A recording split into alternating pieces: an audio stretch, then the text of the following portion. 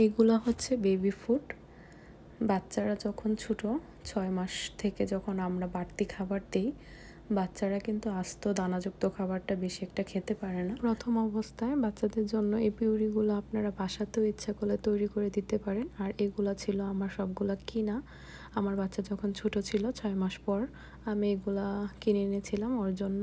তো মাঝে মধ্যে আমি যখন বাইরে যেতাম অনেক সময়ের জন্য এই ছোটো বেবি ফুডগুলো নিয়ে যেতাম বাইরে খাওয়ানোর জন্য, বা মাঝে মধ্যে বাসাতেও আমি খাওয়াতাম।